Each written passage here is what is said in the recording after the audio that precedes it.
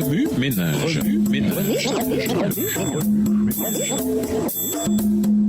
Bienvenue dans votre émission Remue ménage. Nous voilà au mardi 8 novembre. Pourquoi moi?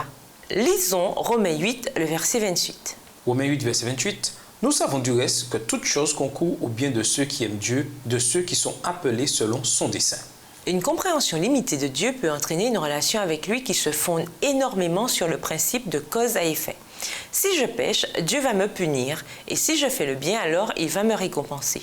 C'est la situation dans laquelle Job se retrouva lorsque ses amis le confrontèrent. Les calamités qui s'étaient abattues sur lui devaient avoir une cause surnaturelle, parce que les probabilités qu'elles se produisent étaient extrêmement minces.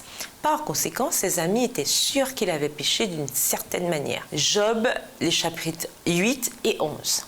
Même aujourd'hui, il est tentant de penser que lorsque quelque chose de mauvais nous arrive, c'est que nous sommes punis.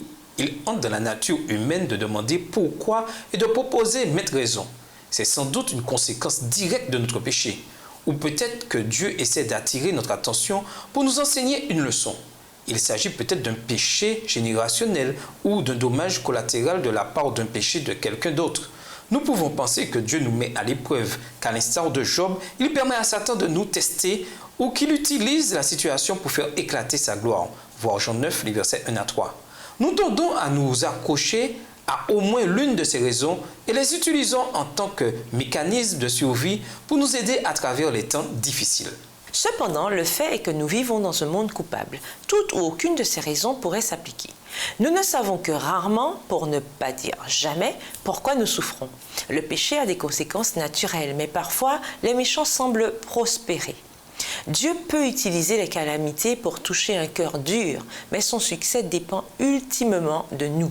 Les péchés générationnels et les dommages collatéraux échappent à notre contrôle et semblent souvent des plus injustes. Un test perçu de la fidélité ou une manifestation de la gloire de Dieu devant autrui peut générer du ressentiment, de la colère et même de la haine envers Dieu.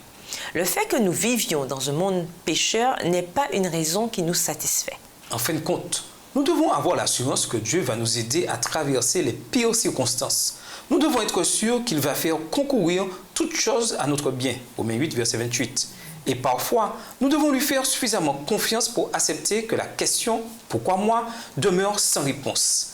Tandis que nous en venons à le connaître et à l'aimer, notre confiance s'accroît. Nous comprenons qu'un jour, nous aurons des réponses à nos questions et que tout s'arrangera. Remue ménage, que répondriez-vous à une personne qui demande la raison de sa souffrance ou de la souffrance d'un être cher? Comment pouvez-vous aider quelqu'un qui, s'étant posé la question « Pourquoi moi ?» a fini par éprouver du ressentiment et de la colère envers Dieu? Au revoir. Et à demain si Dieu veut. Remue ménage.